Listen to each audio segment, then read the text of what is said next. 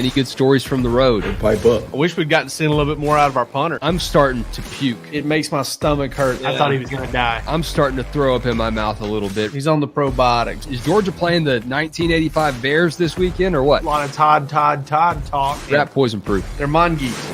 We will not be hunted at the University of Georgia. I can promise you that. The hunting that we do will be done from us going the other direction.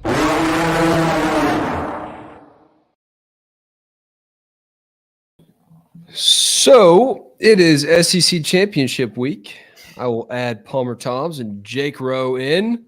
Guys, we heard from Kirby Smart today at the Buttsmere building, and I am a little intrigued by something that I heard from Kirby, heard from the players, and I wonder if it struck you guys the same way. They're not just motivated to win the SEC Championship. They're motivated because they haven't played well there, and they've had a lot of chances at it. Yeah, I mean, I can't even blame them for feeling that way either. I mean, they have really kind of stunk it up for the past.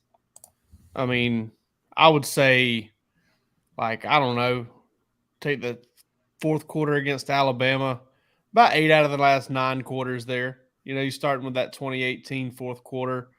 Didn't play well against LSU. Of course, I mean, I'll say it again. You bat a pass up in the air, quarterback catches it, runs for 9 yards. It's not your day.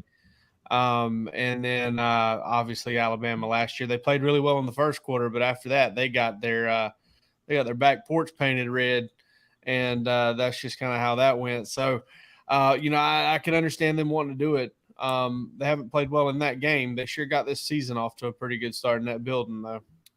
They did, and the thing that kind of stands out throughout Kirby's career is every year there's one of these games where things just get away from him. Last year, that was the case against Bama. 2020, I guess you could say that was the case against Bama and Florida. Kind of a different year, of course. 2019, I mean, LSU was unstoppable. 2018, you're at LSU. 2017 at Auburn. 2016, time is a flat circle. You're taking on Hugh Freeze and Ole Miss in Oxford. So Georgia trying to avoid that this time around. Yeah, I mean, I don't know that they've certainly had games where they haven't played their best, but I don't know that they haven't let one get away from them like they like you might expect, or like you know they have done in the past. So I think Georgia fans probably holding their breath, hoping that it's not this week, and that what everyone is saying about if they lose that they're still in is if that's the case, they certainly hope it's true. You know what's weird? I know I've made a big deal about you know, Georgia could very well go 15-0 this year with 20% of its games played inside Mercedes-Benz Stadium. If everything goes like Georgia, you know, Georgia just keeps winning, I think we're going to be up to 9 games that Georgia has played in Mercedes-Benz Stadium under Kirby Smart. 9 games, I think, is what it'll be for. Because so far we've been looking at 4 SEC championship games. Chick-fil-A Bowl, Natty. Chick-fil-A Bowl, Natty. Yeah, right. Chick-fil-A Bowl and Natty. 5 SEC championship games. Yeah, coming up is the 5th one. Okay, yeah. Yeah. And then that'll make it 7. You got the Oregon game, 8. Right. So, yeah. And then, you know, then if you played in the semifinal game, it will be 9 games in 7 seasons. Kirby Smart, and they actually it wasn't even around for one of those years. So really, 9 games in 6 seasons. And if you want to count the Dome in that, they played 1 game there that season as well. Right. Yeah. So you get a game and 6 seasons in Mercedes-Benz Stadium. Georgia's getting a game and a half a year inside that place. Well, think about the Mark Richt era. It lasted twice as long as Kirby's got to this point, and Rick's teams made it in 02, 03, 05, and then did it last all the way until 2011. 11 and 12. 2012. And they're not easy. They don't grow on trees. You can't really imagine or expect to win every single time you go. But it is a notable thing, I think, that Kirby's teams, the batting average is not great. So I can see why they'd use that as motivation. As Kirby said today, those are numbers that you get to put on the wall forever. And that's a pretty cool way to put it. And there's a lot of guys that have had a lot of cracks at it by now. Chris Smith definitely carrying some motivation in there. We didn't hear from Kyrus Jackson today, but he's one of those team leaders that's also spoken about putting numbers on the walls. And I know these guys are motivated to do it. And you don't have much margin when you look at how awesome and badass last year's team was. But you do have resume builders. You do have things that you can look back at on the Wikipedia page and say, hey, we won an SEC championship. That team did. No doubt. And listen, man, I remember going down there, and part of that was there had been a little bit of a drought. Like it had been 12 years, I guess, since 2005, since Georgia did it in 2017. There was a lot of emotional energy down on that field for the conference championship. And it meant a lot in that game, right? It meant Georgia had punched a ticket to the college football playoff for the first time. It meant the first conference title. But I also think just the pageantry of the way the SEC puts it on, that venue, being in the home state, there's going to be a lot of Georgia support there. I think if one, I was talking to somebody today and they had a really good point. They talked about how that the LSU loss to Texas A&M did probably hurt LSU a little bit, because it probably means, 4,000-6,000 less LSU fans may decide to show up and, spend their money to come on over to Atlanta and do that whole, rigmarole. I mean, so if you lose a few on secondary market or whatever, then that place kind of leans even more Georgia's way, more fans of the building. There's something to winning that title. There's something to it. And I truly believe it means a lot to Kirby Smart, because listen, man, when Kirby Smart was a player at Georgia, I don't know, man, there's some stuff I still eat, right? That I ate when I was a kid. That's not even that good anymore, but I still eat it that way. We had a big Pop-Tart discussion. Yeah. Pop-Tarts. Sometimes I like to eat hamburger steak. I just like to cook the hamburger, throw some mushrooms and onions with it. A little Heinz 57, it's not even good food, but it tastes good, and it reminds me of home. I think Kirby looks back at the SEC championship game and Georgia's failure to make it for so long, and all through his 5 years with the program. I think that's something. I think it means a lot to him, because that would have been one hell of a year then. That would have been a special season. It was in 2002 when it finally happened. And I think winning that conference title does mean a lot to Kirby. Yeah, that's an interesting point, Jake. It was almost like automatic for the Tide. You go back and forth with Florida a little bit, kind of toy around with Tim Tebow, but ultimately you had some pretty good memories when that SEC logo's at midfield. And then, 2016, you don't expect to win the SEC in your first year as a head coach. I guess Brian Kelly has a shot at that in the league.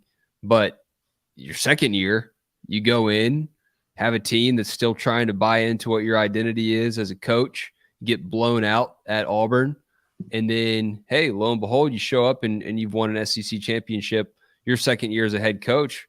You think maybe this thing will be a little bit more manageable for me, and it's been elusive since then. So, I just I find like one or two big things that really stand out to me on these Monday press conference deals. The other thing was that Kirby seemed a little spicy today. Was I alone in thinking that? Did it feel like that in the room today? Not really. He seems pretty at ease. No spicier than he normally is. All right. It's just. I guess he did have the comment about we're obsessed with injuries. The injury stuff. Yeah. Whatever, man. Anytime he breaks that fourth wall, that's what I make a note. There's not a whole lot to talk about with this team. There's really not. Like, they're just kind of good in every area. You could talk right now a little bit. You can latch on to the offensive stuff the last couple of games. The red zone woes. The red zone stuff. You can kind of, ask a few questions on those things. But outside of that, it's like, hey, man, when's A.D. Mitchell coming back? And how hurt is Marvin Jones? And, sometimes we just got to do something. Arnie Palmy's. He has an ankle injury. That was one. That's what, like, I kind of chuckle at that one. Yeah. He has a hurt ankle. Like, what else do you Yeah. want me to say? Is basically how he answered that. Yeah, no doubt. And I mean, there. I know there's something going on there, and I hope to have a note on that. Actually, I've been checking on it. May have to add some of those to some insider notes that I posted over at DawgsHQ tonight. Some good ones, some that talk about the transfer portal. We may dip a toe into that a little bit. But yeah, I mean, injuries are a big part of what's going on right now, and we have to ask about it. $10 for a premium membership at DawgsHQ.com. The transfer portal thing may be on the back burner for a lot of Georgia fans. You're seeing your team do really special, great things, as Kirby pointed out after that Tennessee win. 0 from the portal. Now, that doesn't necessarily mean Georgia will always abide by that line of thinking. I think if there's some guys that they need, they'll dip into that portal a little bit, Jake. And you had a little bit nugget on that. No, I'm talking to Kirby's robotic army right now. Okay, all of you robots out there, you clones, the Kirby bots, the Kirby clones. Okay, all you Kirby clones out there. I know. Listen, you can balance more than one thing. Okay, this team's going to play for great things, and it's going to start Saturday against LSU.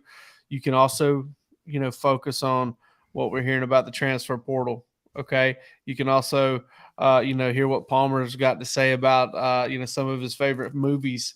Over on our message board if you want. I've got a scouting report about his driving up there. Bumped it this morning, actually, early this morning, just to kind of see what we could get going. Nobody bid on it, but we got a lot going on over there. And obviously some good stuff coming there.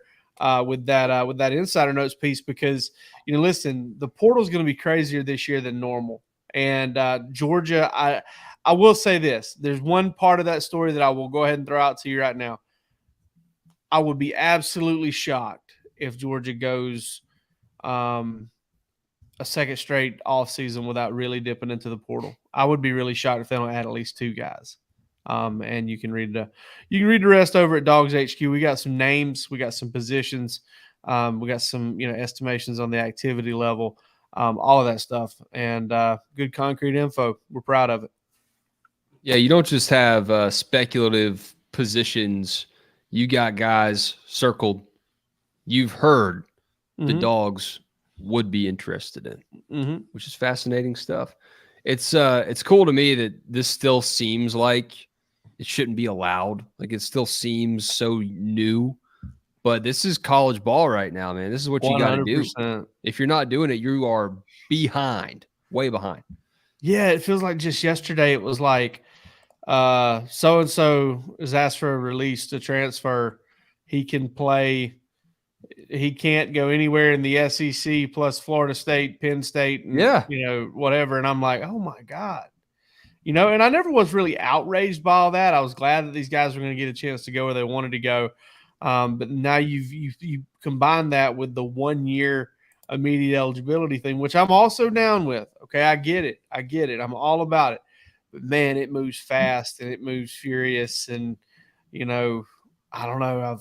It's just so wild. It's just wild. I never had a problem with it, but I will say it was kind of a security blanket if you saw a rival pick up somebody and you're like, well, at least we don't have to worry about him for another year. Or you check the schedule as some crossover. We don't have to play him. Yeah. Things have changed a lot. And I think it's how some coaches may have felt about going up against Hugh Freeze's offenses. Now that guy's back. Uh-oh. Yeah, Hugh Freeze back. What do you think about that, Palmer? It's interesting. This man called prostitutes from his school phone. He did. He's back in the SEC. And then invited people to email his compliance office if they had proof about it. Yeah. And the whole story about how he got outed for that is crazy. This man called prostitutes. He called escorts to sex workers. He called sex workers on his company phone. Yeah. He's back in the SEC. Yeah. And what a redemption story. And under the athletic director that helped investigate him from his rival school.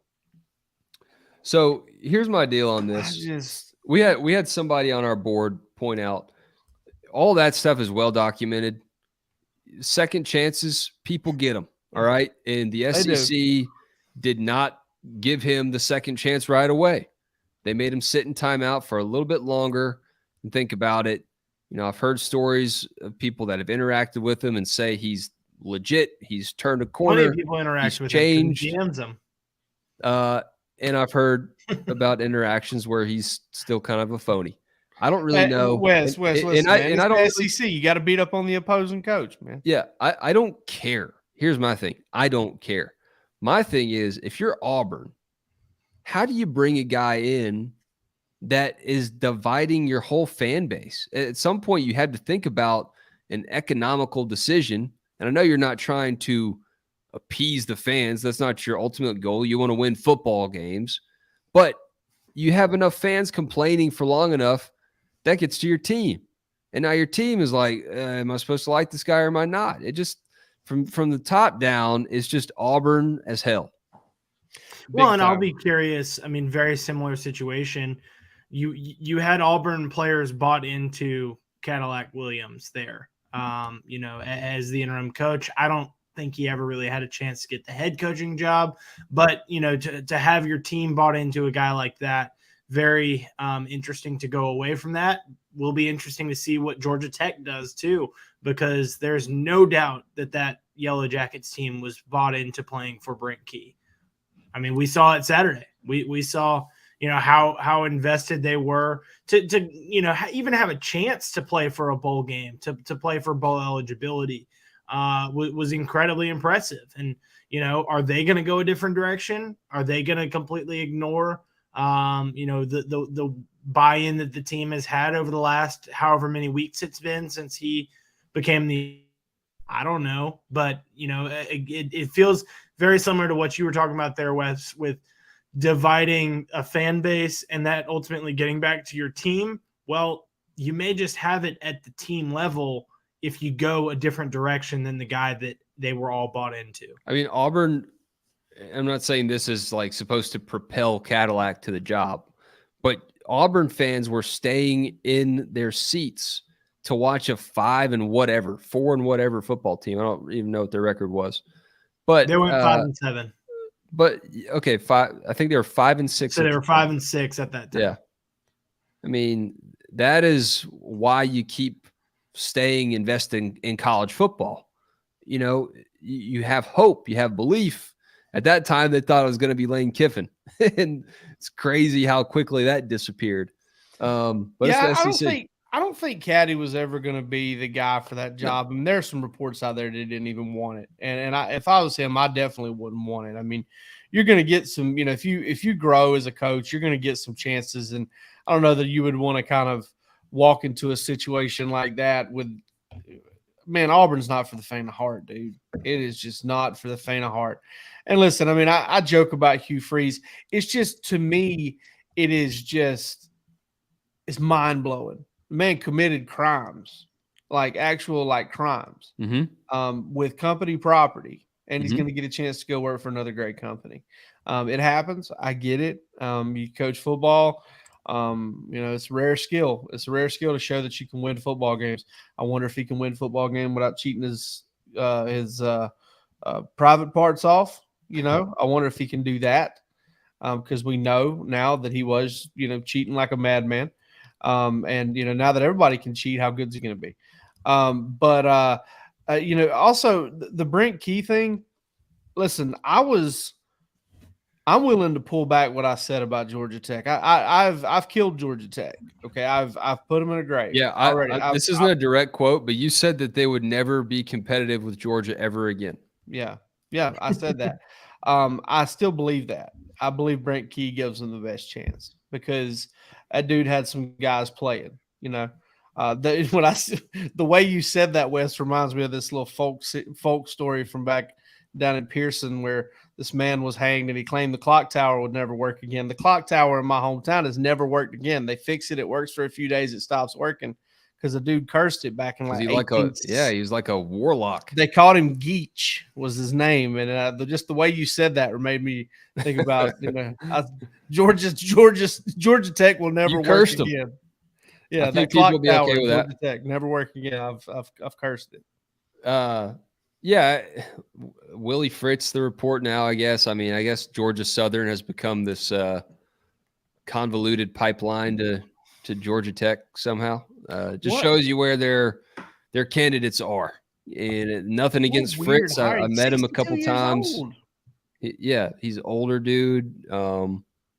He knows how to put a program together and just keep it steady, I guess. But that's kind of the ceiling for Georgia Tech. And I think that speaks to what you were saying. They're playing a different sport almost than Georgia, but when they want it bad enough, they can still take it to the Dogs. Got an athletic director whose name is J-Bat. J-Bat.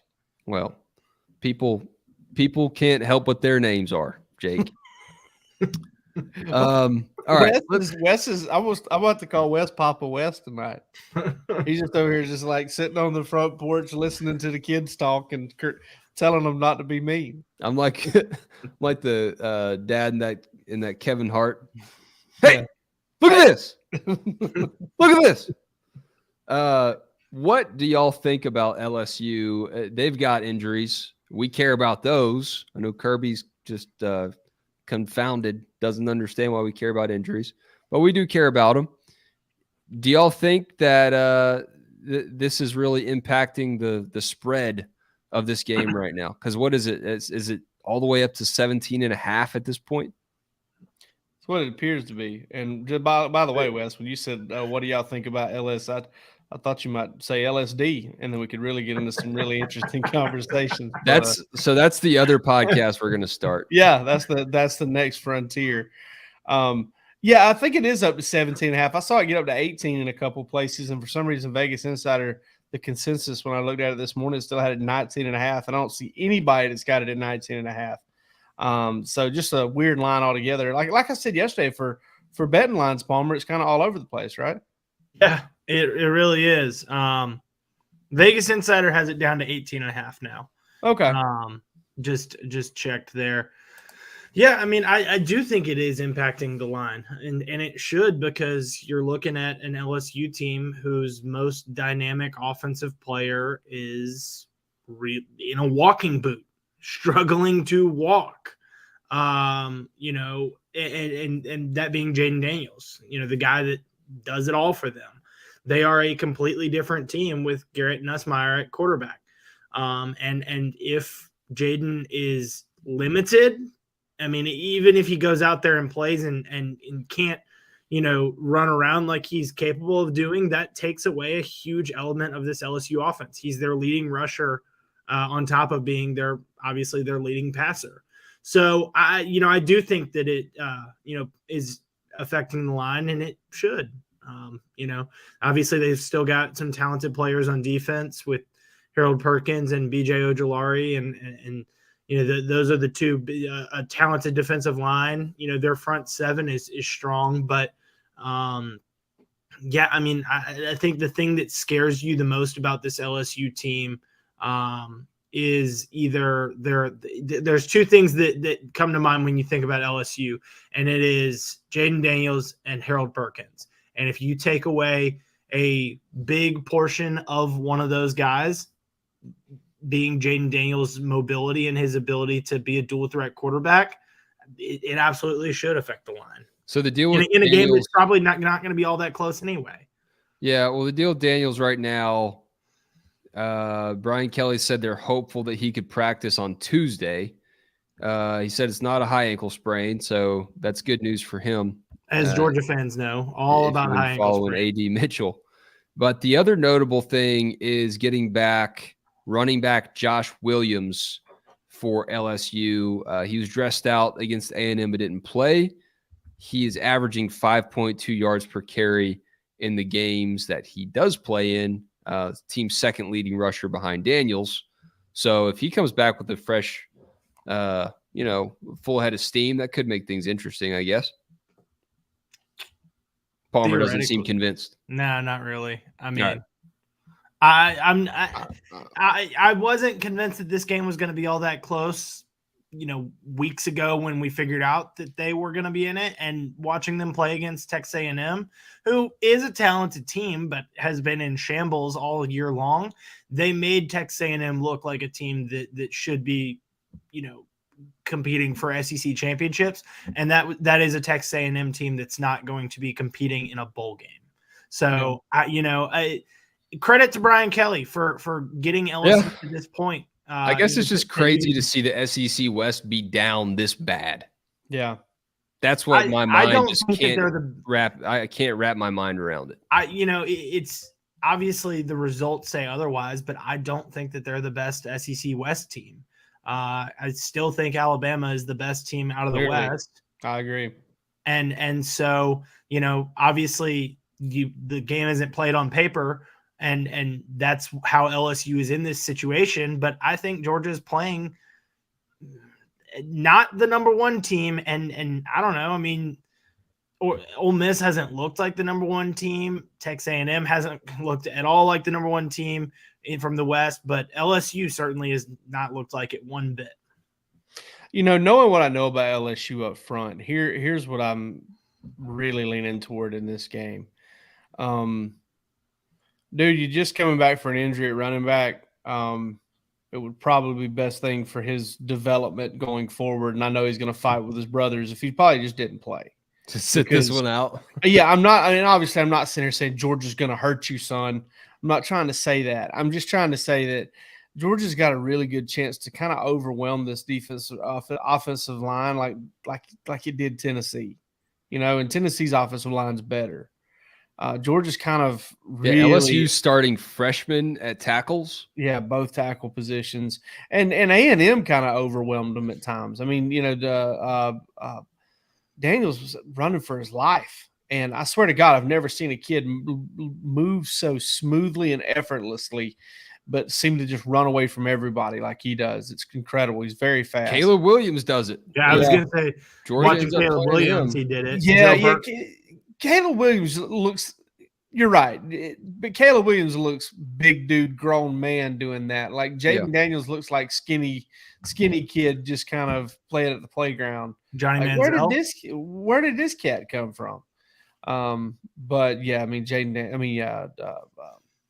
what's his face from USC? Caleb Williams. The Caleb Williams touchdown, or I guess it didn't end up being a touchdown, but the way he ran around and eventually found a receiver. I mean, just the way that he was running around the other night reminded me a lot of Joe Burrow against Georgia in the SEC championship game, because he's a load, man. The thing that I think about when I think about that game is the play where Devontae Wyatt and Trayvon Walker and all those guys that ended up being future first-round picks on the defensive line felt like they all had a chance to take Joe down, and somehow he escaped pressure and made a throw on the run down the field to one of those incredible wide receivers that's tearing up the NFL now. And they, ran and I think they got tackled at the goal line. But yeah, I mean, that was the play. That was the dagger. It was the Heisman moment for Joe. And watching USC the other night,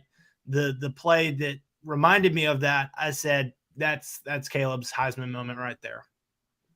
Yeah, it's something. And I think it's fair that USC being the 4th seed almost doesn't seem fair. I brought up the question. I brought up a question with some friends of mine and said, if you're Georgia, do you think that you would rather go out to Phoenix and play TCU? Obviously you're going out of your backyard, but I think you're playing the worse of the two teams, the less dangerous of the two teams when comparing USC and TCU. I think you'd almost rather get out of your backyard, get out of your comfort zone a little bit, because I think that there's a possibility to be too comfortable in Atlanta. Jake, we've talked about that. I think you'd almost rather go out there to play TCU than you would have USC come here just because of the threat that the Trojans provide. The problem is not, and Kirby brought this up today, the problem is not traveling to Phoenix. It's because you have so much time between the SEC championship game and that semifinal game. You got what, almost 2 full weeks?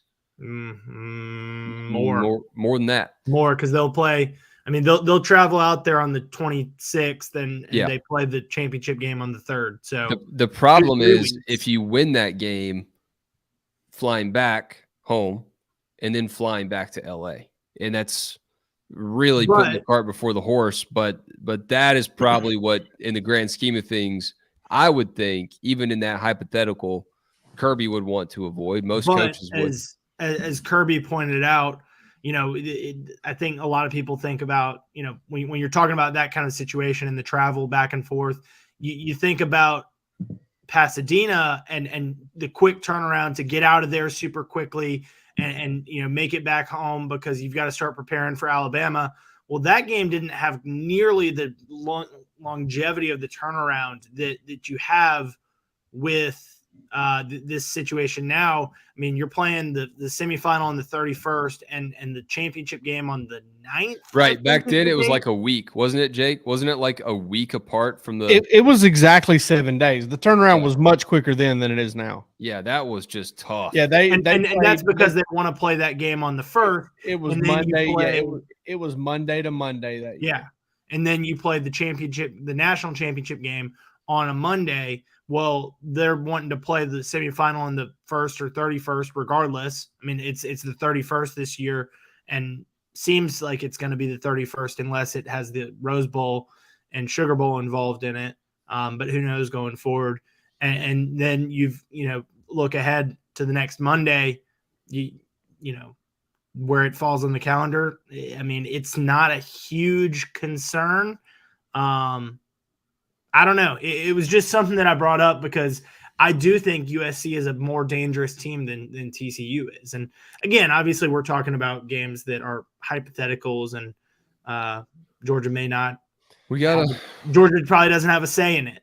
I still think USC is the preferred opponent, USC and Atlanta, because I'm telling you, the mental aspect of that, the Heisman Trophy winner, the Heisman Trophy winner came down to Georgia. He was looking for a soul to steal. Mm-hmm. In the first round of college football playoff right there. I'm telling you, there's a Charlie Daniels appearance. The Heisman curse.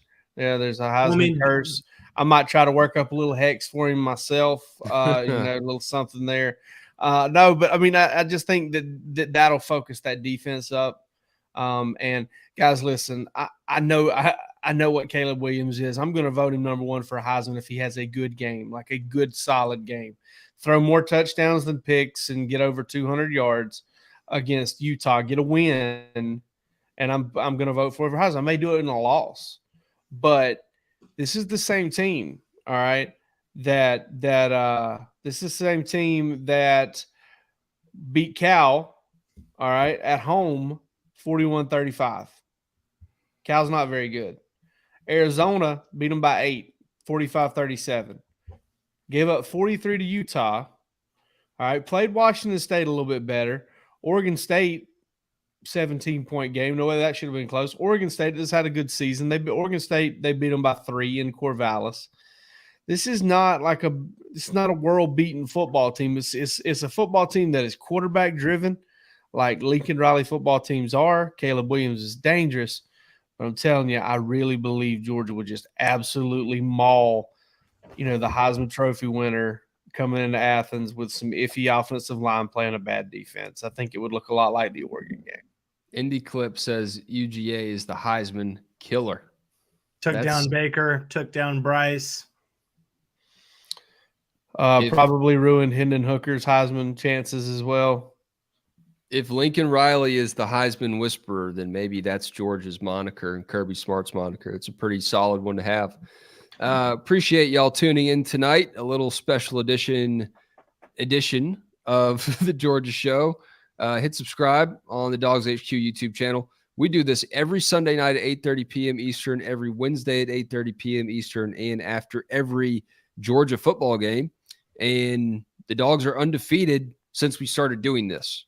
So if that doesn't inspire you to tune in and be a part of what's going on here, clearly we're a huge part of Georgia's success this season. So that's the only reason we didn't ask for it.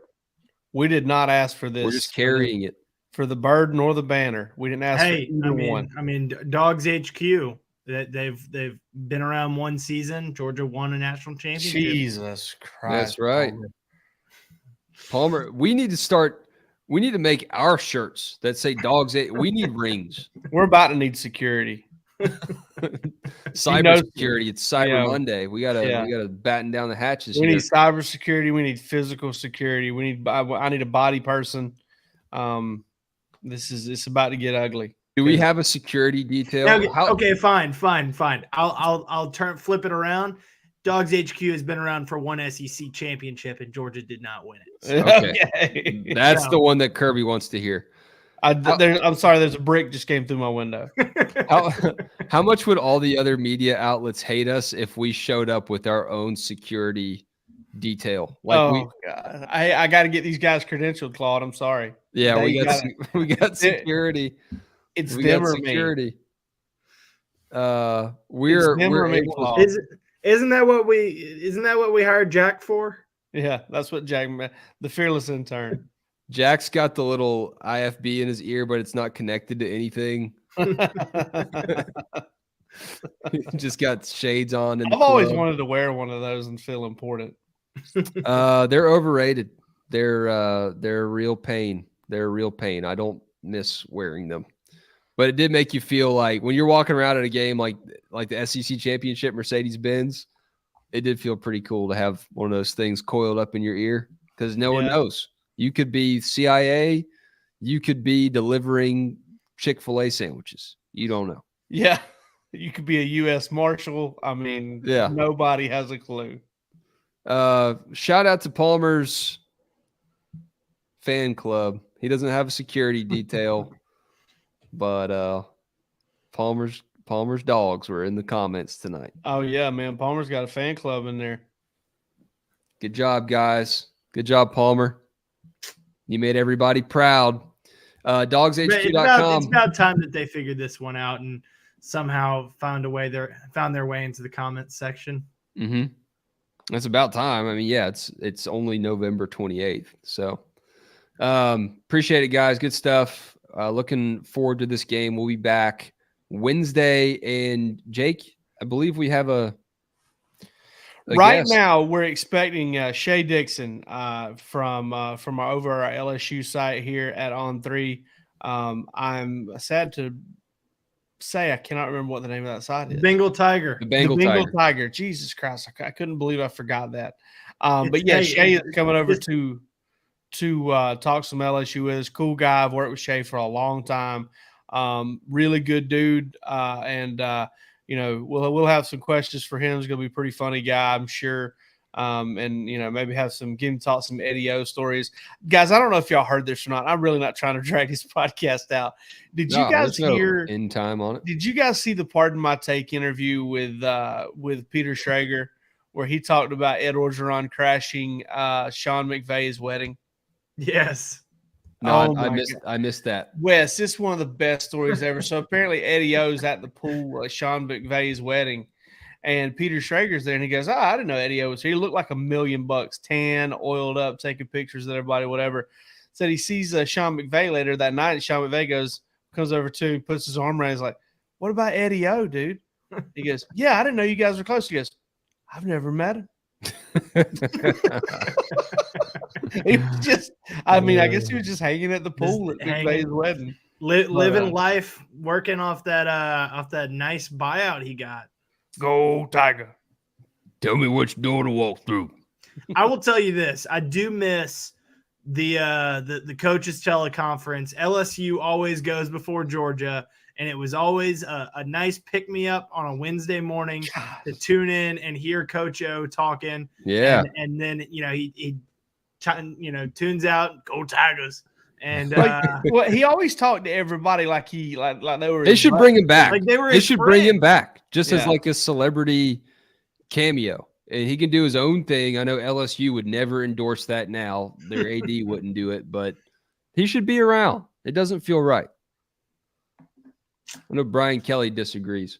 The sport feels different without him in it. That's for sure. The SEC West is just taking a cliff dive without him. It's weird. He's like the glue holding everyone together. So I think Georgia's going to be in red jerseys, LSU in white. I said Georgia should wear black and LSU should wear purple. What do y'all think about that? I don't know, man. I mean, LSU wears white every opportunity they have. They don't. That's why they should wear purple this time. They wear white at home. They wear white on the road. They might not have played a game other than in their white uniforms this year. So yeah, time to change things up. I mean, they just break out the purple. Yeah, purple and black. Start a new tradition. I think Georgia's going to be seeing LSU a few more times in this game over the next several years. So no need to stick with the status quo every time. I don't know. It's time to go. Time to wrap this show up. I don't know. Good job, guys. We'll talk about Geach. We'll talk about LSD. We'll get to all that on Wednesday show, maybe with Shay. I don't know. We'll maybe we'll start another show on the channel late nights. We just that feels like one Roos needs to be involved. Me and Roos would get on here about 11 o'clock and just ramble. Yeah, just set up a camera and make sure it's hooked up to enough battery juice and let it go. Hey, did y'all see the live last night? Roos fell asleep on it. It was crazy. I thought you were talking about last night, and I was like, oh. No, I'm just saying if people talk about it next right. time. Yeah. It'd be like the Truman Show, dude. You would just be talking the whole time and just expecting Roos to chime in at some point. Yeah. Who are we joking with? I'd be the one that fell asleep. You might fall asleep right now. It's your bedtime. Yeah, it's about 17 minutes past my bedtime right now. You might fall asleep any moment now if Wes doesn't end this thing soon. Any moment. I actually ended it 20 minutes ago. No, I see it. It's live up there. DawgsHQ.com. Hit subscribe on this channel so you don't miss us next time we're up. Guys, it's SEC Championship week, and everyone's going to be talking about Hugh Freeze. It's a wonderful, wonderful conference we work in. We'll catch you next time.